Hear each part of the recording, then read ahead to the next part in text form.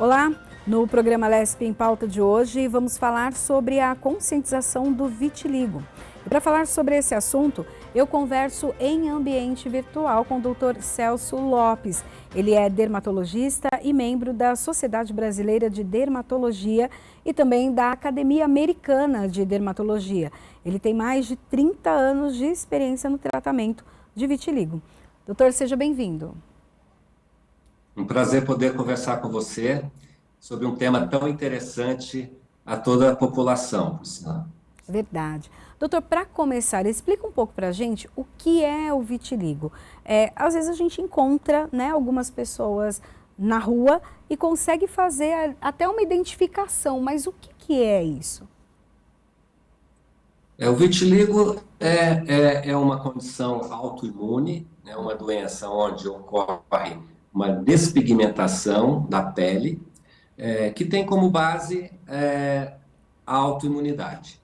É uma doença complexa, né, na sua causa, ou seja, nós chamamos de multifatorial, ou seja, vários fatores que se interagem, desencadeando então essa condição. Dentre esses fatores, nós podemos enumerar, né, a questão genética. Em cerca de 1/5, 20% dos pacientes, um pouquinho mais, nós temos uma história familiar de vitiligo, ou outras doenças autoimunes na família.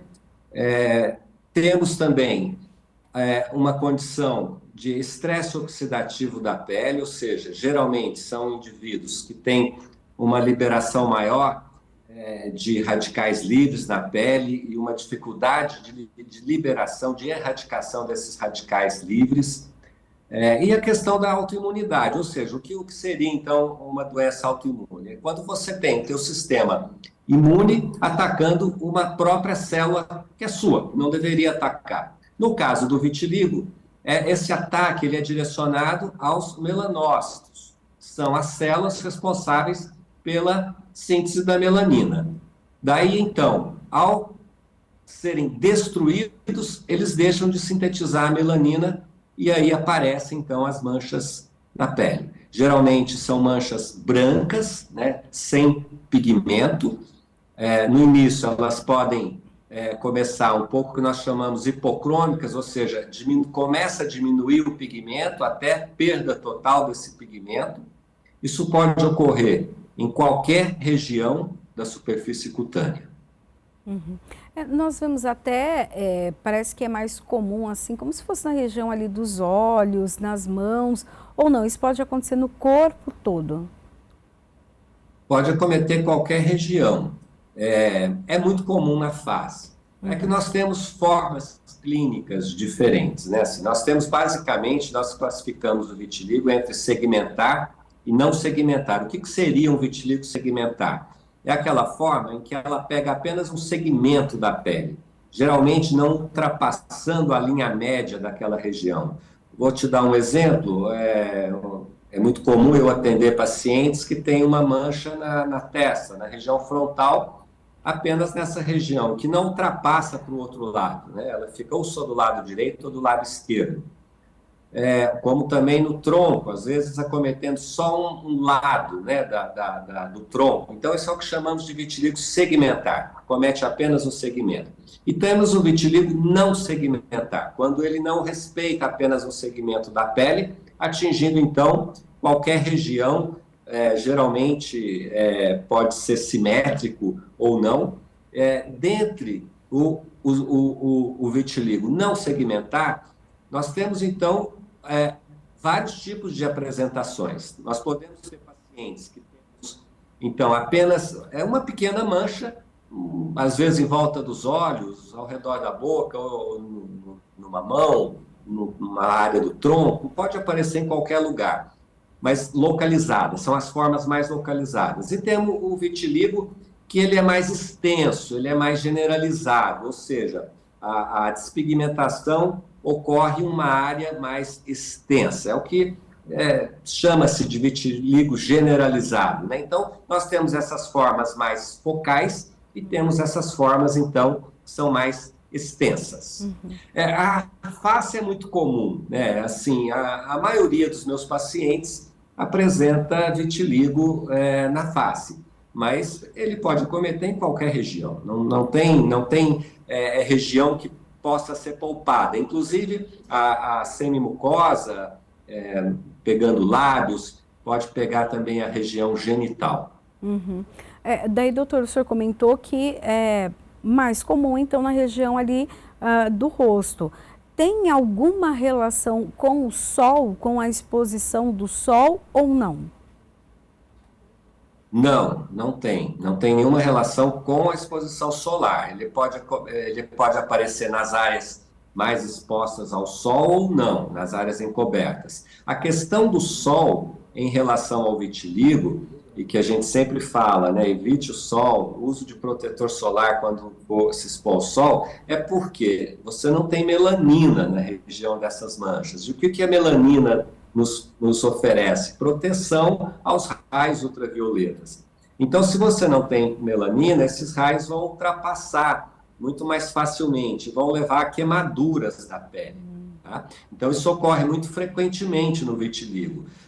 Pacientes que têm vitiligo, manchas em áreas expostas, ao se expor ao sol, numa praia, numa caminhada, enfim, ficar mais tempo exposto, ele pode ter uma queimadura nesse local.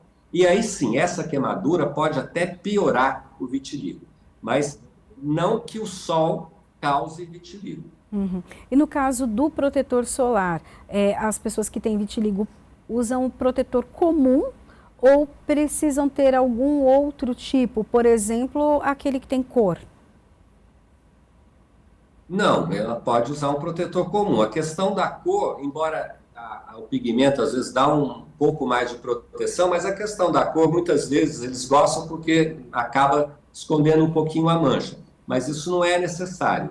É suficiente um bom protetor, um fator de proteção solar que eu recomendo 50, tá? Agora, o que é muito importante, né, a orientação para esses pacientes é que ao estarem expostos durante muito tempo à exposição solar, é necessária a reaplicação do protetor durante esse período várias vezes, tá? Esse é um grande problema, né? Que esses pacientes às vezes vão para a praia, crianças, às vezes piscina, entra, o protetor sai e, como eu já comentei, a mancha ela fica muito exposta à radiação ultravioleta e aí nós temos o problema da queimadura. Mas pode ser um bom protetor de fator de proteção solar 50, geralmente é suficiente. Uhum.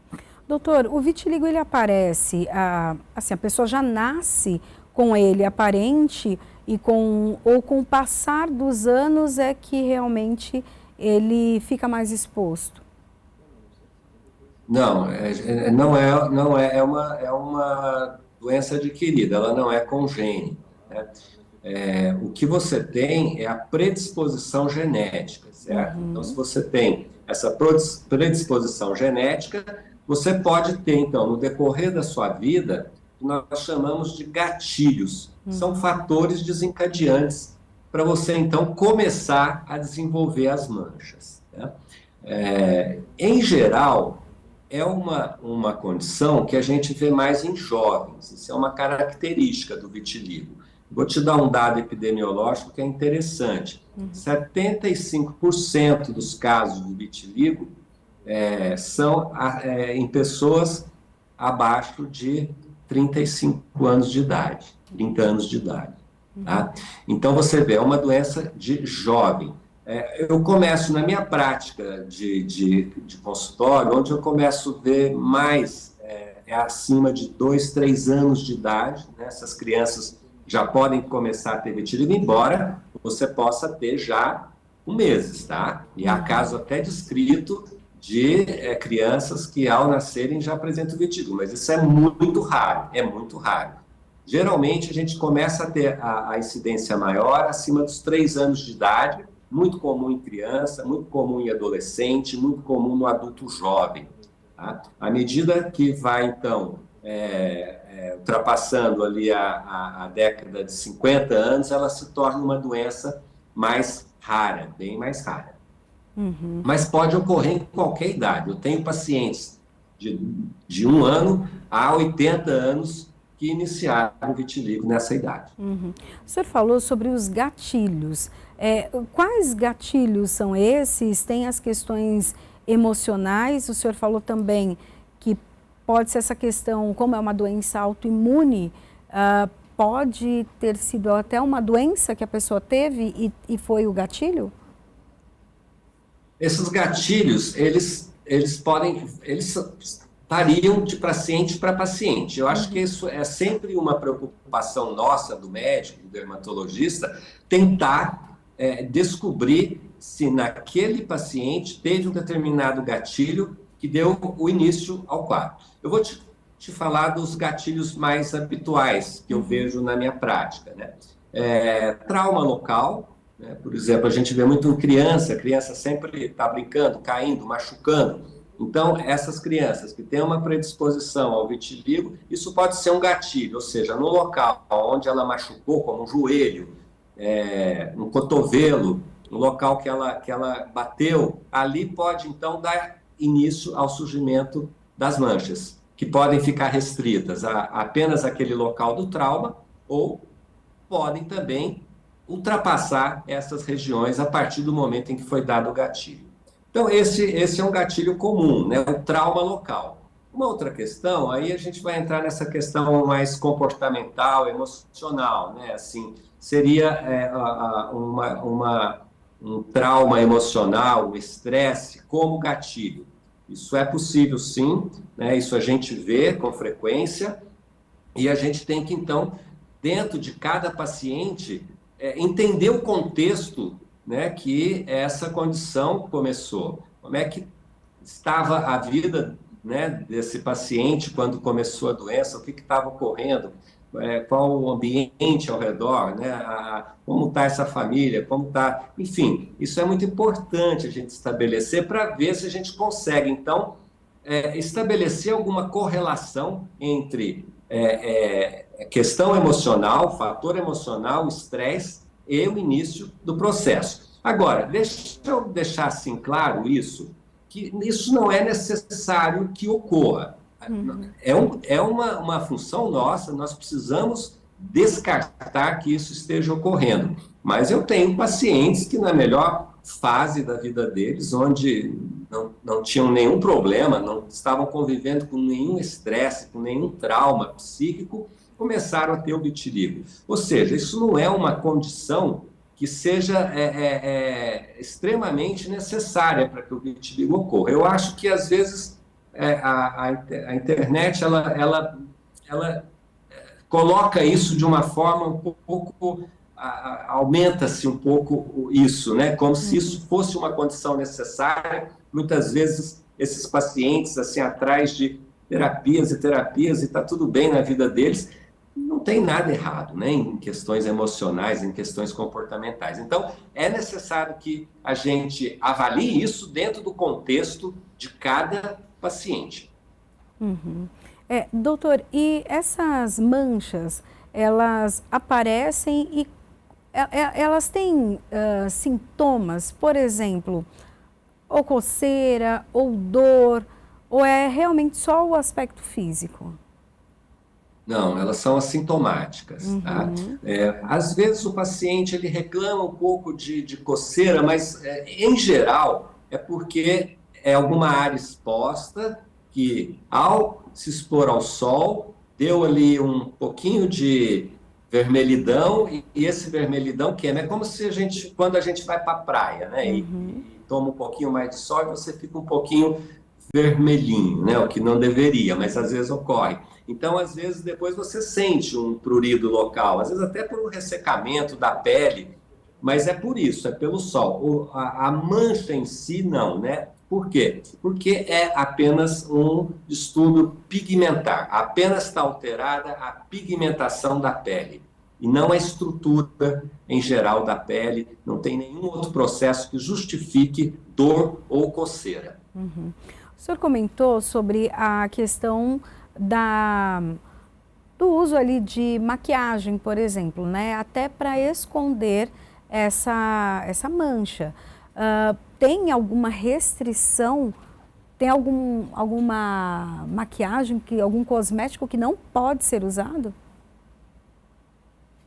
Não, não existe restrição, isso pode ser usado, e eu sempre discuto isso, né, com os meus pacientes, que essa decisão sempre cabe a eles, né, o quanto essas manchas estão incomodando, e a partir disso, então, é que ele vai decidir se ele quer usar alguma maquiagem corretiva para esconder ou minimizar, né, esse contraste da mancha. Em geral, não há nenhuma restrição dentro dos cosméticos, né?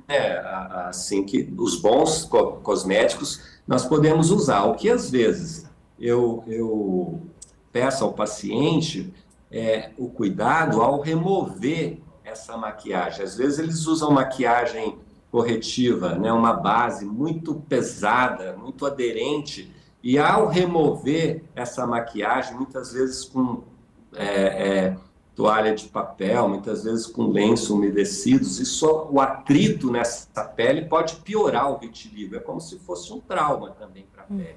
Então, isso pode também piorar o vitiligo, mas não há nenhuma contraindicação ao uso da maquiagem corretiva. E isso vai depender do paciente querer usar. Doutor, o que significa piorar o vitiligo? Eu acho que aí piorar, você tem duas questões, né? Em relação, se você tem uma mancha única, uma forma focal, localizada do vitiligo, e de repente essa mancha está estável há muito tempo e ela começa a aumentar de tamanho, isso é uma piora. Outra questão é se começam a surgir outras manchas. Isso também podemos considerar uma piora. Então, são esses dois fatores: aumento da mancha ou surgimento de novas manchas. E, doutor, corre o risco dessas manchas se espalharem a ponto de tomar o corpo todo, realmente mudar até a tonalidade da cor da pele da pessoa? Sim, existe. Existe porque nós temos uma forma de vitiligo que nós chamamos até de universal, que é quando nós podemos ter mais de 80%, 90% de despigmentação da pele ou até 100%. Pode ocorrer. Aí, nesses casos até, doutor, uma dúvida até que a gente, de bastidor aqui, que a gente estava batendo um papo, a pessoa, quando ela muda essa cor de pele, como fica a questão, por exemplo, da documentação até a comprovação de que, suponhamos, um vestibular em que ela se coloca ali como uma pessoa preta ou parda, mas ela tem o vitiligo e mudou a cor da pele da pessoa. Tem como comprovar isso por documento? O senhor já atendeu alguém que teve problema semelhante? Nunca tive. Eu acho que aí a gente tem que colocar o seguinte: o fato dela ter despigmentado, ela não muda, ela continua tendo a cor, sendo da cor preta, ou cor branca, né? O que estamos diante é de um quadro de despigmentação que alterou, então, esse pigmento, e que a qualquer momento também pode voltar, né? Então, isso não muda, né? De alguma forma, o tipo, né, de pele, tá? E eu acho que eu ouço, assim, às vezes, né, situações, assim, em relação a isso, mas eu acho que esses casos são decididos caso a caso, né, individualmente, tá? Mas o importante é que a pessoa continua tendo aquele fototipo, né? Ela não muda, ela apenas está diante de um processo, tá? Que alterou a cor, que nós não sabemos se aquilo é momentaneamente, ou se vai passar, ou se vai ser uma coisa que vai perpetuar. O vitiligo, ele atinge mais pessoas com a pele escura ou pessoas brancas também têm vitiligo? Independe. A incidência é igual, tá? Atinge igualmente todos os tipos de pele, pessoas de todas as cores, tá? O que ocorre é que na pessoa de pele mais escura, ele sobressai mais pelo contraste, né? Então, uma pessoa de pele muito clara, né? Muitas vezes o vitiligo até ele não é visualizado, né? Ele pode até não ser visto, né? Porque Muitas vezes, até aqui eu tenho pacientes que vêm com o início do vitiligo e a pele é tão clara que a gente tem que usar lâmpadas especiais, né, para poder, então, evidenciar onde tem manchas que eu não estou vendo a olho nu, né? Uhum. Porque o contraste é muito diferente. Já numa pessoa de pele mais escura, isso é detectável muito mais facilmente. Uhum. Quais os fatores externos que podem piorar, então, o vitiligo? Por exemplo, né, aqui nos nossos estúdios nós temos várias lâmpadas, né, canhões de luz, mas nos escritórios também. Esse tipo de iluminação pode fazer com que o vitiligo tenha uma piora ou não faz, não tem mudança e até o que pode piorar? Não, isso, a questão você está falando da luz artificial, isso não vai ter Uhum. interferência no vitiligo, tá? Não precisa, o paciente não precisa ter essa preocupação. O que às vezes ocorre, ô Priscila, é que os pacientes reclamam, de manhã minha mancha está mais branca, depois ela não está tão aparente, durante o dia ela muda. Na verdade, não é a mancha que está mudando, na verdade é o tipo da iluminação que esse paciente está exposto, né? Então, se ele está à luz natural, às vezes essa mancha é menos ou mais evidente. Se ele está num ambiente com luz fria, né, branca, às vezes ocorre uma diferença desse contraste. Se ele está num ambiente com luz amarela, às vezes essa mancha ela pode ser mais ou menos visível, né? Qual a luminosidade que ele está? Então, muitas vezes, a sensação que nós temos, né, assim, pode ser de mudança da mancha, mas na verdade ela não muda, né, de um dia para o outro. Uhum. E vitiligo tem cura, doutor? Nós não falamos em cura, nós falamos em controle, né, porque quando a gente fala de uma doença autoimune, ou seja, a gente está falando de um processo crônico, certo? Uhum. De uma doença crônica, em que você pode ter, então, períodos de estabilidade, em que esse paciente ele pode ficar meses, anos, décadas, tá? Sem o surgimento de novas manchas, ou, eventualmente, ele pode ter uma recorrência. Então, a gente fala em controle. Muitas vezes a gente pega esses pacientes muito no início, em que a gente consegue, então, um resultado muito interessante, né, inclusive de repigmentação, mas ele sempre é orientado para que fique atento, porque a qualquer momento podemos ter novas manchas, tá? E é necessário, então, reiniciar o tratamento. Uma questão fundamental em relação a isso é esse paciente, né? Isso não serve para quem já tem vitiligo ou para quem nunca teve, que o vitiligo ele é melhor tratado no início, certo? Aí é que nós temos as maiores chances de controle e de repigmentação das manchas. Uma situação é quando eu pego um paciente, até vamos dizer, o ideal até 2 meses, né? Mas que seja 6 meses de evolução, nós temos uma chance muito maior de controle. Quanto mais tempo passa, mais dificuldade nós teremos, então, tanto de controle quanto de repigmentação dessas manchas. Porque com o tempo, vamos lá, no início do processo, o melanócito, ele não está sintetizando a melanina, mas ele está ali, né? Ele está vivo. Com o tempo, se não ocorre um tratamento a tempo hábil, precoce, esse melanócito ele é destruído. E aí nós não temos, então, como reverter esses processos. Uhum. Qual é o tratamento? O tratamento ele vai depender de vários fatores, Priscila, principalmente da forma clínica. Tá? Nós Uhum. estamos diante de uma pessoa que tem uma forma mais localizada, mais focal, uma forma segmentar, ou estamos diante de um quadro mais extenso, mais generalizado, com manchas espalhadas pelo corpo todo. Isso, para mim, é fundamental, né? A partir daí, a gente, então, toma algumas iniciativas em relação à escolha do tratamento. Outra questão é a idade do paciente, né? A criança precisa ser tratada de uma forma diferente do adulto. Outra coisa importante, assim, comorbidades que esses pacientes possam ter, né? Que isso também é uma questão muito importante no vitiligo, tá? Na avaliação. Porque quando nós atendemos um paciente com vitiligo, isso é importante deixar claro, né? Porque muitas vezes o vitiligo até pode ser uma opção de você tratar ou não, certo? Né? Não é todo mundo que quer tratar o vitiligo. Muitas vezes as pessoas, ou alguma pessoa, ela não se sente ela não sente necessidade, né, que seja repigmentada, ela está bem com aquilo, mas a gente não pode esquecer que é uma doença autoimune e você pode ter, então, comorbidades outras, como, inclusive, associação com outras doenças autoimunes. Então, cabe, né, ao médico também fazer um rastreamento disso, descartar associação com outras doenças autoimunes. E voltando, então, ao tratamento, nós usamos basicamente como trata-se de uma doença autoimune, onde você tem então ali um ataque, né, vamos dizer, do sistema imune, uma hiperatividade do sistema imune, um desequilíbrio do sistema imune.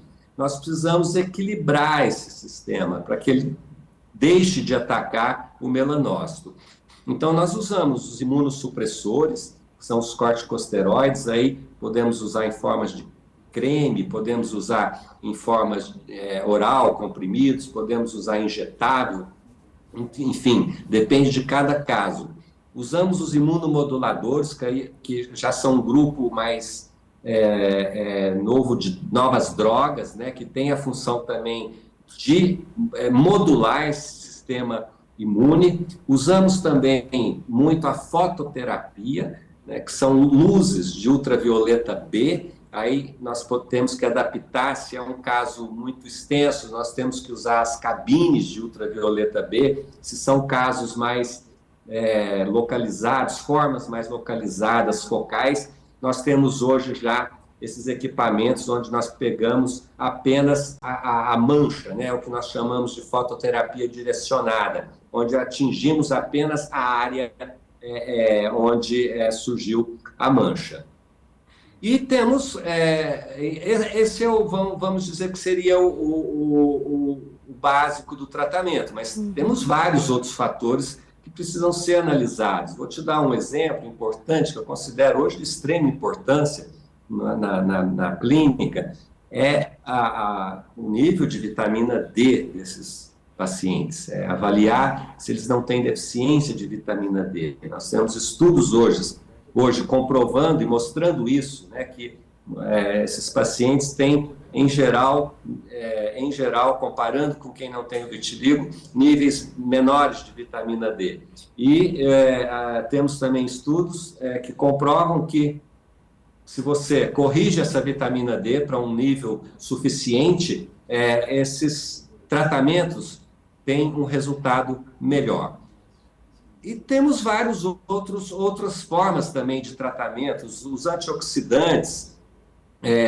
Eu acho que o vitiligo ele precisa ter uma avaliação e uma abordagem bem completa. Eu vou te dar um exemplo. Muitas vezes, se o paciente ele tem um distúrbio metabólico, né, se ele tem ganho de peso, sedentarismo, tabagismo, né, isso é um fator também agravante do vitiligo. Nós não podemos olhar o vitiligo como uma mancha estática num corpo, na pele, isolada. Tá? O vitiligo ele necessita de uma abordagem, muitas vezes, multidisciplinar, tá? Com correção, então, de vários fatores que podem, de alguma forma, interagir tanto no surgimento quanto no agravamento, na piora da doença. Então, o tratamento ele é complexo, envolve, muitas vezes, vários profissionais. Outra questão que a gente precisa também comentar em relação à abordagem comportamental, muitas vezes esses indivíduos, então, têm uma baixa autoestima, né? Muitas vezes esse quadro de vitiligo desencadeou um processo de ansiedade, de depressão, comprometimento da imagem corporal, comprometimento das suas qualidades de vida. Isso tudo precisa ser muito bem avaliado, isso precisa ser muito bem conversado com o paciente, como é a dinâmica nessa família, eu atendo muito crianças, né, hoje. É assim, como esse diagnóstico caiu para essa família, né? Quem está sendo mais afetado? Nem sempre é a criança. Muitas vezes a criança, e geralmente a criança, está lidando com isso muito bem, mas você tem que detectar ali quem está sendo afetado, né, por esse diagnóstico. Então, é uma condição complexa, tá? Não é uma condição fácil na sua abordagem. Por isso que a gente precisa, né, Priscila, de muito levar esse conhecimento para a população, né, difundir sobre o vitiligo. Eu acho que o vitiligo, e não só o vitiligo, outras doenças de pele também, são muito negligenciadas, sabe, de uma forma geral, né, assim, quem lida com isso no dia a dia, como eu lido, entende, né, assim, o impacto que é isso, esse diagnóstico para um indivíduo, o impacto que é isso para dentro de uma família, porque o indivíduo ele se sente discriminado, né? Ele se sente discriminado. Ainda há preconceito em relação ao vitiligo. Eu acho que menos, né? Nos últimos anos, devido a um grande trabalho aí de conscientização, eu acho que isso melhorou, isso tá caminhando, mas ainda há, sim, muita discriminação em relação ao vitiligo. Eu acho que há. E a gente precisa conversar sobre o vitiligo, né? Eu acho que o vitiligo precisa ser levado para discussão dentro das escolas, dentro do trabalho. Eu acho que isso é um movimento que eu começo a notar que está ocorrendo e que eu só incentivo. Acho que é por aí o caminho para a gente diminuir ainda, né, essa relação de preconceito, discriminação que tem com esses pacientes. Doutor, o senhor percebe, né, que essas pessoas elas acabam até procurando um atendimento psicológico por conta disso, porque as crianças têm a questão do bullying e daí as escolas devem, né, trabalhar sobre esse assunto.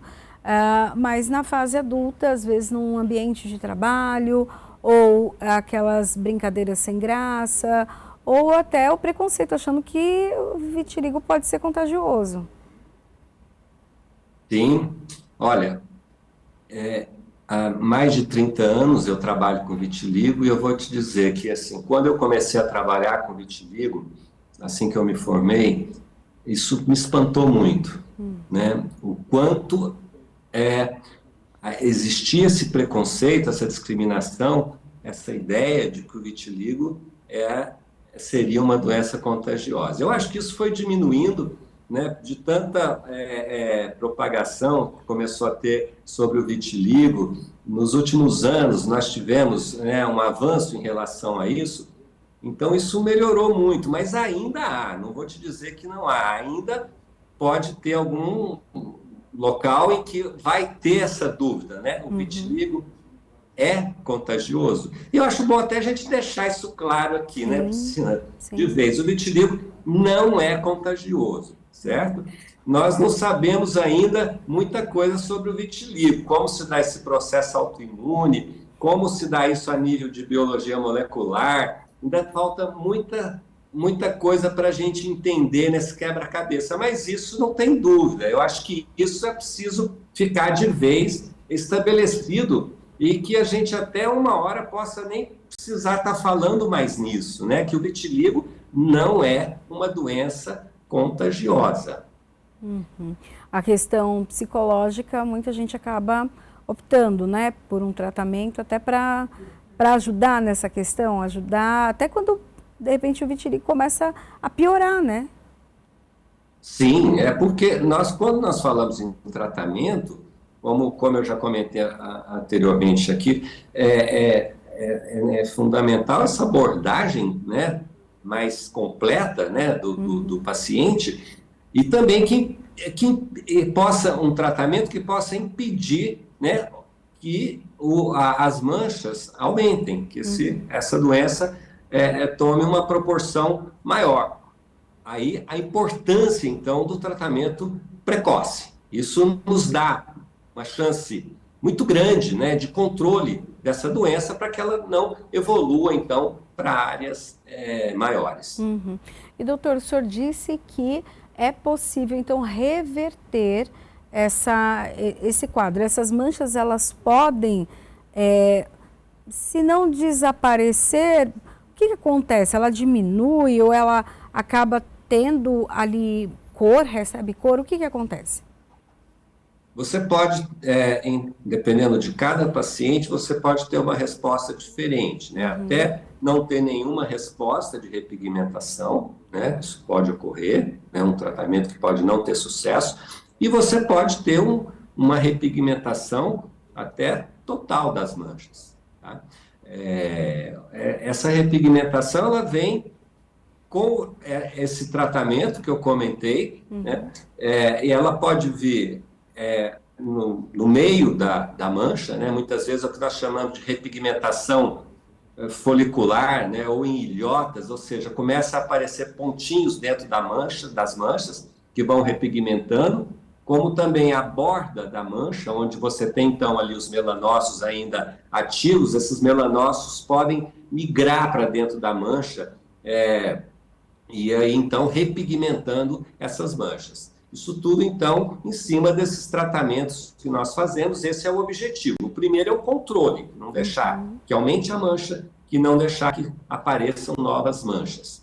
E juntamente com isso também nós já tentamos então um tratamento para ver se conseguimos reverter em parte ou totalmente a despigmentação. Isso é possível, sim, tá? Hoje cada vez mais, né? Nós temos tido sucesso, mas em alguns casos não temos sucesso, né? Isso é importante deixar claro que a resposta ela é individual e vai depender de cada paciente.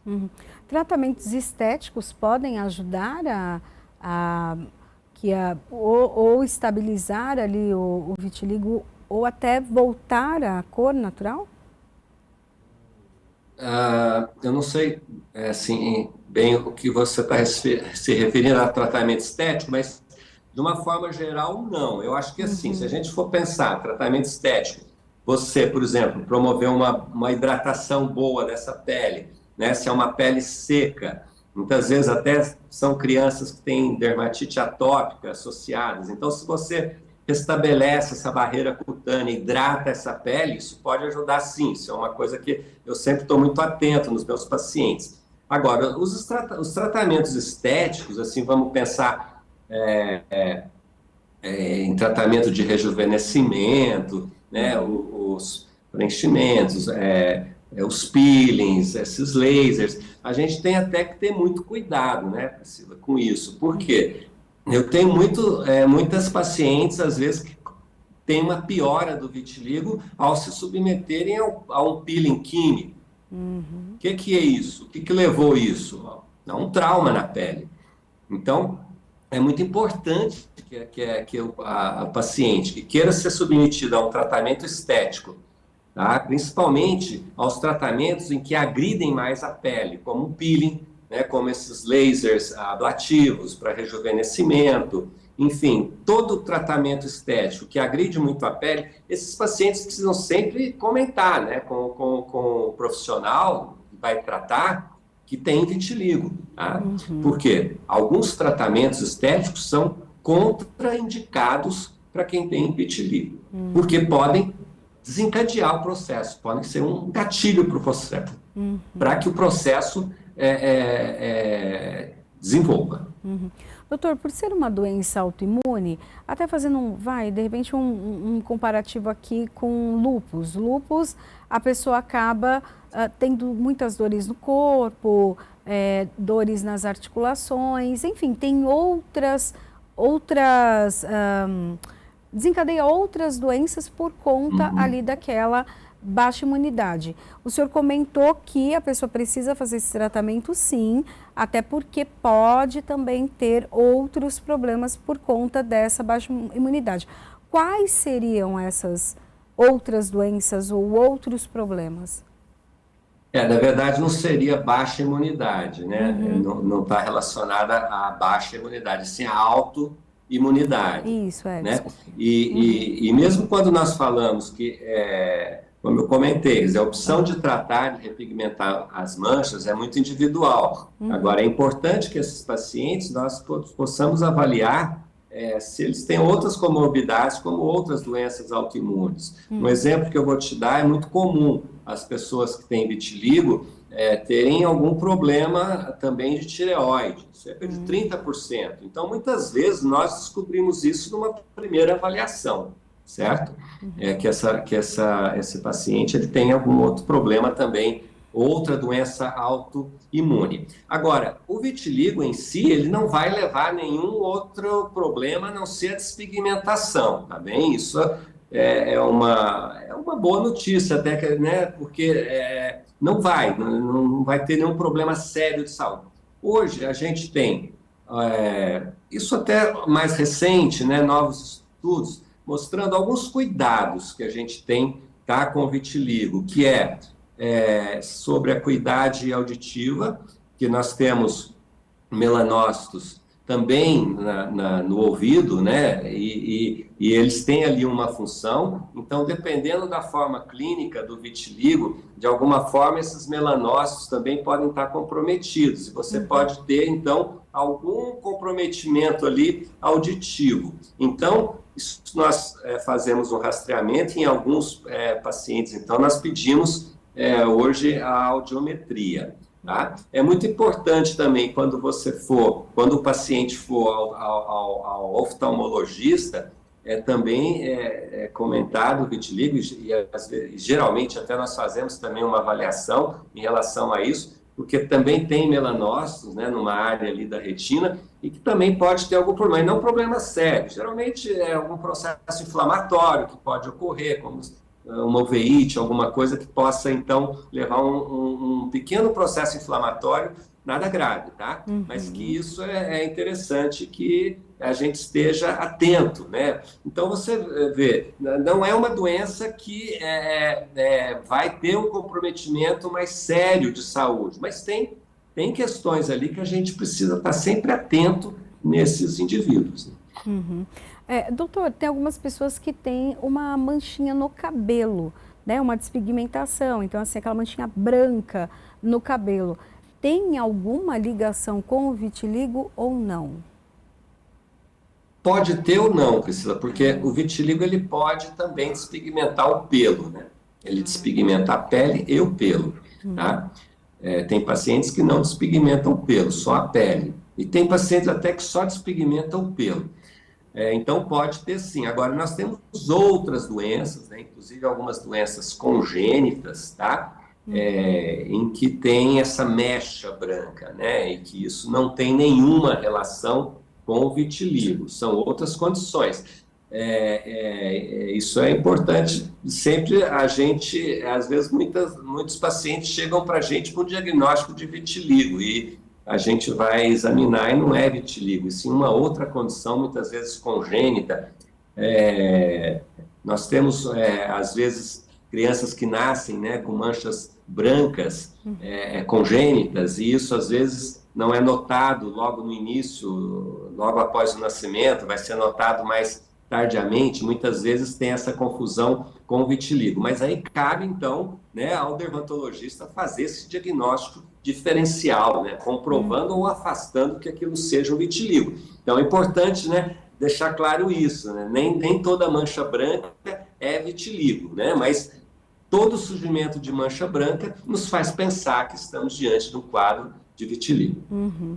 Doutor, e recém-aprovado aqui na LESP, a Lei 17.956 de 2024, que institui a Semana Estadual de Conscientização e Orientação sobre o Vitiligo. E esse especificamente ali na semana do dia 25 de junho. Então, todos os meses no estado de São Paulo, todos os meses de junho, né, ter ali entre o dia 25, a proximidade dele, falar sobre o assunto, ter uma semana para discutir, tirar inclusive, né, alguns preconceitos, né, que podem acontecer por conta da falta de informação. O que o senhor acha dessa, então, nova lei, recente, né? É uma iniciativa fantástica, né? Eu acho que nós que trabalhamos com vitiligo, valorizamos muito uma iniciativa como essa, porque nós sabemos aqui no nosso dia a dia o que é para a maioria das pessoas conviver com o vitiligo, o impacto social que o vitiligo causa. E eu acho que essa iniciativa, e quando eu penso nisso, né, eu penso logo assim, num movimento que você, de alguma forma, leva sensibilização para as pessoas, né, do que é o vitiligo, você leva informação do que é o vitiligo, né? Eu acho que isso diminui muito a discriminação, diminui muito o preconceito. Você leva esse assunto, você coloca esse assunto em pauta e passa então a debater esse assunto. Eu acho isso extremamente importante em qualquer nível que isso se dê, a nível de mídias, da imprensa, que isso seja levado para as escolas, né? Nós falamos que o vitiligo é uma doença que prevalece em jovens, então, levar isso para as escolas a todos os níveis, né? Que isso seja discutido, né, nas escolas. Essas crianças muitas vezes sofrem de bullying, né? E não tem, a gente vê que não tem um preparo, às vezes, dessa rede, né, para acolher esse problema. Então, eu acho isso fundamental, levantar esse assunto e discutir, dar abertura a esse assunto. Outra coisa, inclusive, eu acho que conscientizar os profissionais da saúde, né? Eu acho que isso é uma coisa que a gente precisa começar a pensar também, né? De uma preparação, inclusive, dos profissionais, todos os profissionais envolvidos, né? Principalmente na rede pública, né? Envolvidos no tratamento do vitiligo. Eu acho que pensar na prioridade que esses pacientes poderiam ter, né, em seus tratamentos. Nós estamos falando de uma doença crônica, né? Então, se você não tem ali uma facilidade para esses indivíduos em termos de tratamentos, às vezes, inclusive, de medicamentos de alto custo que é necessário e que você muitas vezes não pode usar, porque o paciente não tem condição. Então, eu acho que quando você promove um movimento desse, né, uma semana de discussão, isso hoje tem sido feito no mundo inteiro, né? Eu acho que isso abre um novo caminho, né? Abre uma nova perspectiva em que a gente possa realmente, né, acreditar que isso pode, de alguma forma, mudar a vida dessas pessoas, melhorar a vida dessas pessoas. Então, eu acho que essa semana, né, é uma semana extremamente importante para sensibilizar a população e as pessoas envolvidas, né, profissionais envolvidos, né, no tratamento do vitiligo e ações também concretas, né, que a gente possa ter, né, começar então desenvolver ações concretas no sentido de acolher de uma forma melhor esse paciente, acolher de uma forma melhor essa família.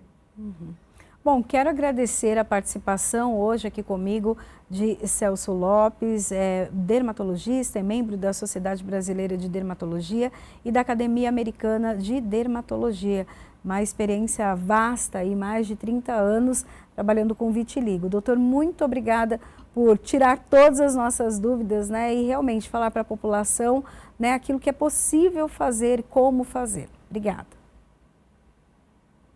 Eu que agradeço essa iniciativa de vocês, de promover aqui esse bate-papo e estou à disposição para sempre que precisarem. E eu gostaria de terminar só com uma frase que nós já conversamos aqui, já falamos, mas eu gostaria de falar de novo. Vitiligo não é contagioso. Não tenha preconceito com o vitiligo. É isso aí. Bom, a Alesp em Pauta fica por aqui. A gente se encontra na programação da Rede Alesp. Até o próximo programa. Tchau, tchau.